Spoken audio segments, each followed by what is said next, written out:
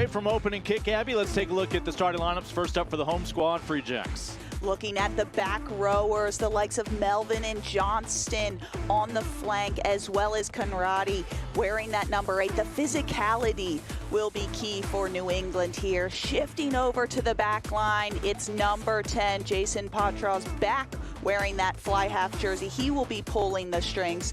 And then LaRue Milan in the 12 position will add some electricity. Of course, back for his second stint at the helm of this club, Ryan Martin, and he really thinks the scrum late could be a big factor in all of this. In fact, DeWitt, Sakara, Steves, all the replacements in that forward pack, all had last week off, should be fresh. As for the visitors from the Pacific Northwest, take a look at Alan Clark's son. Always a heavy-hitting forward pack for the Seawolves. Cam Orr scored 2 tries in their last matchup. He'll look to make such an impact again tonight with Elton wearing that 7 jerseys, always finding work. And then in the back line, we have J.P. Smith in the 9 position. We missed him throughout the middle of the season, but he is back. And then you have Futi on the wing, adding in some speed. Of course, Clarkey at the helm of Seattle. When you look at his bench, boy, what a story Nick Boyer has been in his return to Major League Rugby mid-season, plugging right in. He'll be backing up J.P. Smith here today. Just about set to go for the next 80 minutes. Right now, the Cup resides with Seattle. They hit their stride when it matters the most. So many similarities this year, and how about some wide open running room for Devon Rousseau, looking for the early strike here on the road. Cruze coming up just about a meter short, but then dotting it down. Pulu dots it down in the corner, and what an opening segment. 4th try for the Kiwi, Tony Pulu. Ball in hand for the first time. And some good hands to have it in. That is Patras wearing his number 10. Balakana streaking down that far touchline, had some support. They'll go through the phases here. Needed a comeback back at Starfire, back in week 3. And Free Jacks began the year at LA, at Chicago, at Seattle. 5 of their first 6 matches all on the road, finally getting some home cooking. But right now it's Seattle who's cooking, looking for a brace, Tony Pulu, but the ball brought in. It's scrum to Seattle. That ball quickly came out for O.J. Noah, the former NOLA Gold man. Back at midfield for Balakana. Webster. All the household names stringing it along. Lesage looking to send one into space, looking for Milan, but calling for the mark. Seattle will have some breathing. Kotza with the line out, this time finds Mpofu. Maul is formed. Can New England hold their ground? That Maul is driving. Kotza easy breezy to the try line, and it is a 2-try advantage for Seattle. Falls over the try line.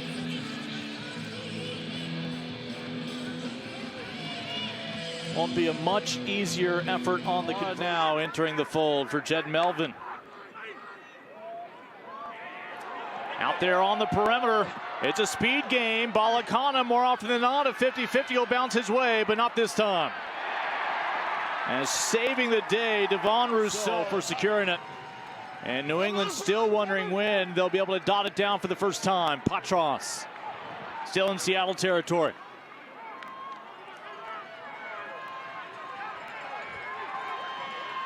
Lesage back to Milan. Great chemistry built between that 12 and 13 this year. Ball on the perimeter. Punch back in play. Simon Peter Toya forward. Ben Lesage capitalizes. Lexi's already in touch. And it sounds like it's going to come back. So take the points off the board. This should confirm that the ball is going to be touched while he's in touch. It's a great bit of... It felt like the understudy for the pill. This will stay in play. Off the face for knock-on! They'll let New England continue. The tackle from Rhino Herbst, heavy hitting. Heard a mention of Rhino Herbst. They will call TMO. Much For me, we do have head contact. We do have foul play because he's always upright. Right now, I'm at not a high degree of danger, and I don't have any mitigation. Okay. So the yellow card would be the status quo at the moment, Yep. if Replay that's what that Derek for me, Summers Carl. sees. play, we have a high degree of danger with no mitigation because it was always a clear active foul play with the shoulder. It doesn't matter because it was always active foul play. Seattle will be down a man for the next 2 minutes, and the afternoon for Rhino Earps is over. Lead on the road, but New England right here has a chance almost instantly to cut into that deficit. Ball is formed, and it is driving. That is Quatrin, and they're going to hold him up right before the line, so New England will get another chance here.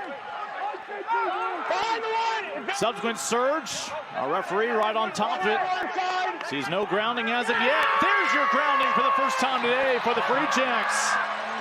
Two Seawolves don't have the ability to hold him up, and he is in for the Free Jacks first. Patras. That's Rousseau, who's already had some big moments in this matchup. As he returns serve.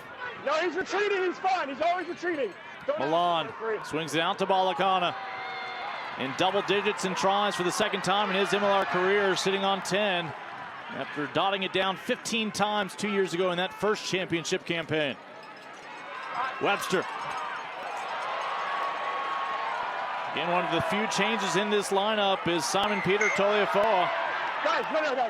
And just when everything was tight, gives him the instructions. New England's try a moment ago from Karoin Duadua. Here's your maul. It's flowing towards the try line, and Seattle slams on the brakes just in time. Melvin, can he get grounding? Still short of the line. Next phase for New England. Our referee, Lex Warner, trying to keep a clear line of sight. Subsequent surge, still not across the line. Nordley Calameti will free it up. Patras has two more options out wide. Sit back and enjoy. Paula Polakana for the 11th time this year has done it. Just like a good cup of coffee, it began with the grind over there coming out of the set piece, but in the end, a smooth finish. And Rhino Earps will not be allowed to re-enter, but Seattle will be able to go back to full strength in 8 minutes. Surely that'll be in the second half. He's won the ball. So New England has, again, managed to tie things up against the Australian with his right boot. The flags are up. So is Seattle here at the half. They really loved his performance against Seattle earlier this year. Balakana already has dotted it down once today. You could almost make it a sponsored segment each week. Quatrin inside the red zone. Coming around. He'll free this ball up. As I say that, no, he'll rely on Joe Johnson, the captain, who takes over. Tackle! Still playing advantage. Trailing by 3. Patras spins it out wide. Again to Toliafoa. 7 meters out. Paula Balakana, deja vu. Diving into the corner. It's a 2v1 against Rousseau. Too late of a cover coming across him. Again, Rhino Earps will not be allowed to return, but they will be able to sub on a player in his place.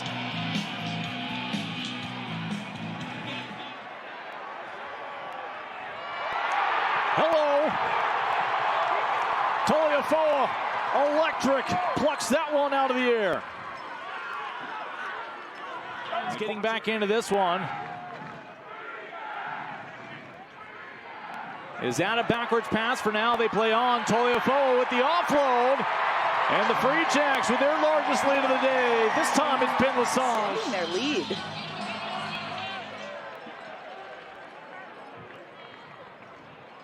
They'll have a chance to tack 2 more on. Again, Webster will continue to be the man. And Smith will put his left foot into this one. Webster takes it with confidence, in stride. Brock Webster. For the ball.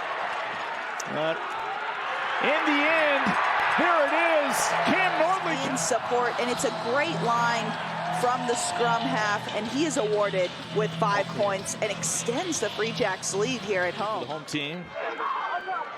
Kyle Sequeira will come on for Malachi Halanatai. What a luxury to bring in an Eagle late in a match, but this was the game plan for Ryan Martin to really fortify those front three with some great talent. Rousseau determined, still 3 meters shy. Advantage. Boyer playing advantage, can be creative, just shy of the line. Next phase, perhaps here from Seattle, still short. Our referee Lex Weiner on top of it, and he sees the grounding. Conradi always welcomes contact on both sides of the ball. Sequeira halted briefly by Hugh Taylor, who's come on. Pass the ball, seconds. But they may have also lost Jason Patras in his return today. Webster, heads up play.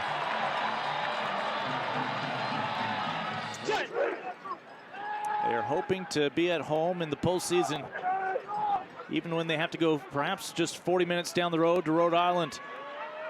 Seawolves still filing Rousseau. Advantage. Playing again with advantage. Boyer to Mpofu. Even closer, see if they can power over. And Mpofu salvages that one. That maul formed and driving the hooker with that ball under his left wing. Kotza already has one today, makes it twice as nice, and it's Seattle still in the hunt. And playing that factor, affecting the conversion, maybe affecting the last 7 minutes of this match, but the forwards uniting for Seattle. Done. 9, you have advantage. You hear the reminder from our referee that Oscar Lennon has advantage. This will come back to New England after Seattle forces the turn.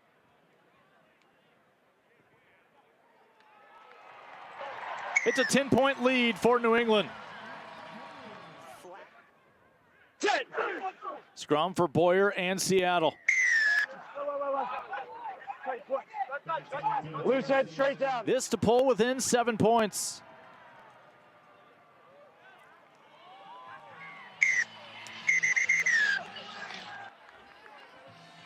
And that's going to be your final play of the match as deemed by our referee.